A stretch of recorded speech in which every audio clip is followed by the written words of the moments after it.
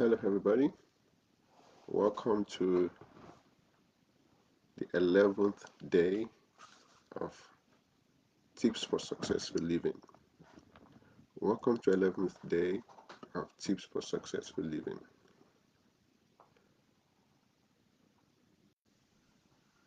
Have you ever observed in the environment someone who likes to do all the work by themselves without wanting to delegate to another person? Or have you ever find yourself in this kind of situation, in which case you just want to do it all? You want to get all the job done by yourself. And how much of the result that you wanted to achieve did you achieve at the end of the day? Most likely, none or even minimal result. And it will make sense to make it clear that the tip for today is to delegate your work as much as possible. The best thing to do is to think about your skills and the things that you're good at doing. And if you have the opportunity to work with a group of people who are also having similar skills or different skills, you want to make sure you know when to delegate. And generally, what are the factors to consider when you want to delegate a job to another person? The first thing is the purpose of the work that you're trying to do. Right? So that's gonna make you to start thinking about, do I have to delegate this job or do I do it by myself? The second one is the result. What are the results? We say we live in a result-oriented world, and whatever result you're trying to see will start to make you think about, are you really the type of person that can deliver this result that you're planning to deliver? If you cannot deliver the result, then you have to start thinking seriously about delegating the job to somebody else. The other one is the time. The time to delegate. You have to delegate at the right time because timing matters. We talked about time management previously. If you want to get the work done at a particular time, you know the kind of person who can work quickly and get the job done faster versus another person who probably have other things they're doing and they need more time. If it's somebody that needs a lot of time, you know you probably don't want to go with them. You want to go with somebody who can deliver within a short time. Then also the person, the skill of the person you're trying to delegate the work to. You can also think about their skill set. Are they skilled to do the job? If they are not, you probably don't want to give it to them. Then the real big part of it is supervision. When people are getting the work done, there's a level of supervision that allows them to be able to have the freedom to do what they're supposed to do, but also have the instruction and the guidance that they need. So it's like a little bit of a balance there. Like, oh, I told you to do the job, you're doing the job. It's for the team, but then these are all the information that you need. And if you have questions, you can always ask along the way. But I want to give you as much freedom to get the work done. And if you consider all that, you should be able to know when to delegate and when not to delegate.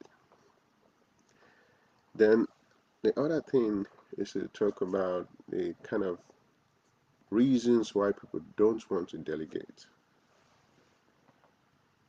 The first one is the fact that a lot of people feel uncomfortable and not so happy with the fact that they have to agree which the fact that another person is better than them at a particular job, at a particular work, because they think they can do everything.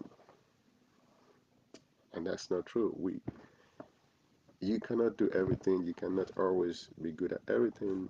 Somebody's going to be good at something that you're not good at or you're not really the best at. So you just have to allow the person to do their job and let them be.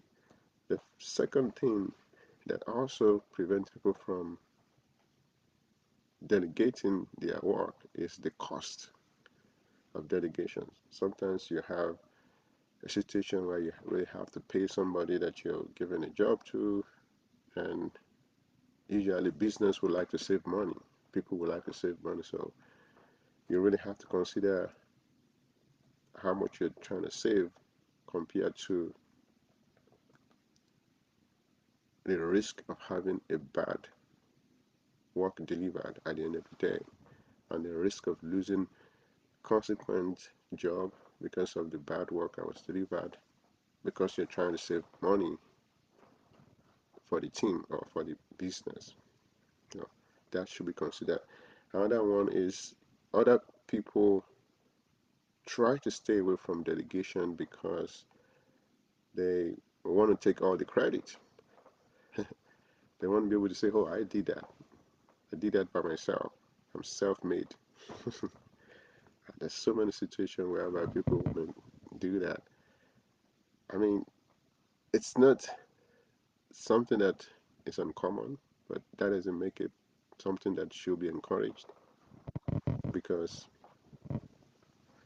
part of maturity generally is to be able to give credit to people when it's necessary and also just allow people to shine even though you're working in the same team or you're working in the same group. It takes time, it takes practice, it takes a lot of just knowing that there are other people in the world and they also have their ability to live and do what they're supposed to do, and it's not always about you, that kind of a thing.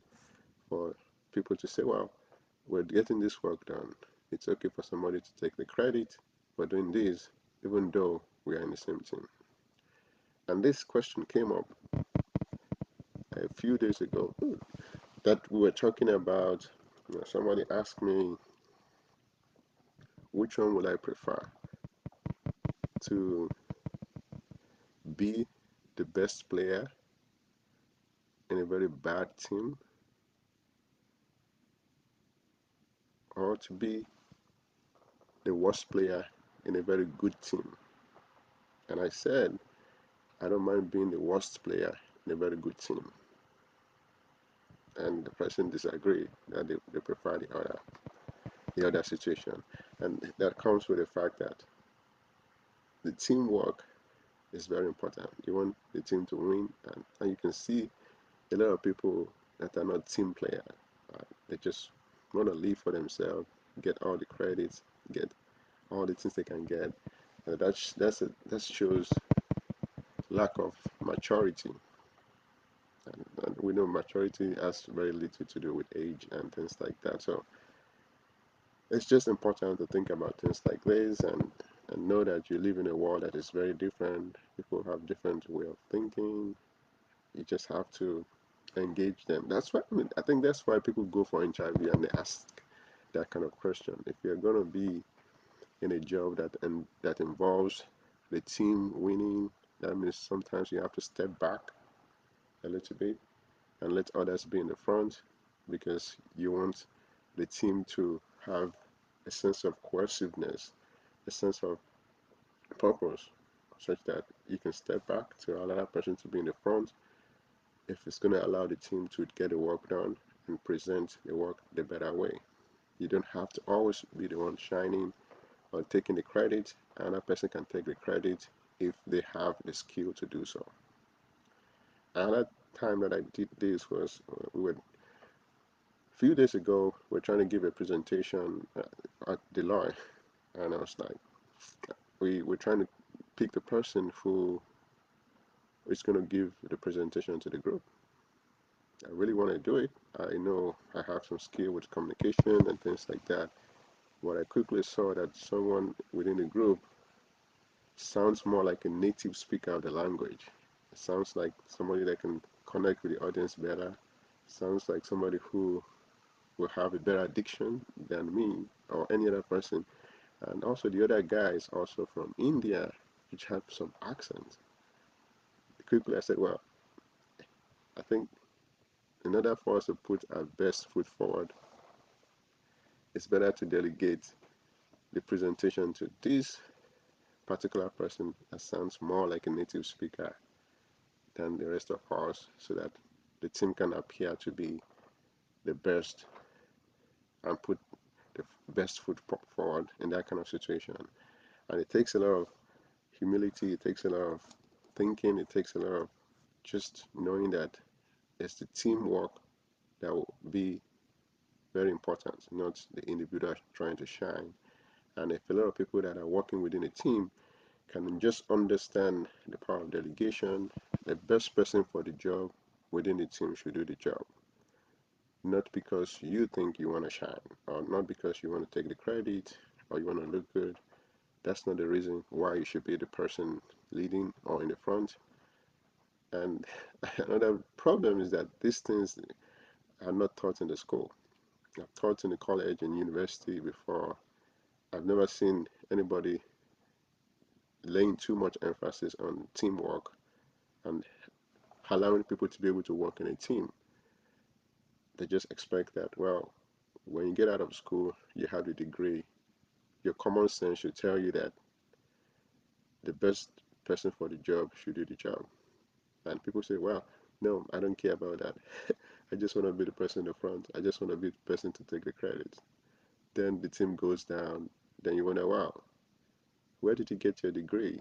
You're not getting the job done very well. The team is working better. You can work with people even though you have good grades and things like that. So please take note of this. The tip for today is delegation. It could make a lot of difference. Tips in the things that you do. Try to delegate whenever you can. Let the best man do the job within the team. If you have to pay a little bit extra to deliver such that when you have the opportunity to get a job next time, you can get a job because you delivered excellently as a result of delegation, then that's what you should do. Thank you for joining today. If you have any comment, please put it in the comment section. If you have suggestion, if you disagree with me, please let me know. I always like to learn from other perspectives. Thank you for joining today. I'll see you tomorrow. Bye.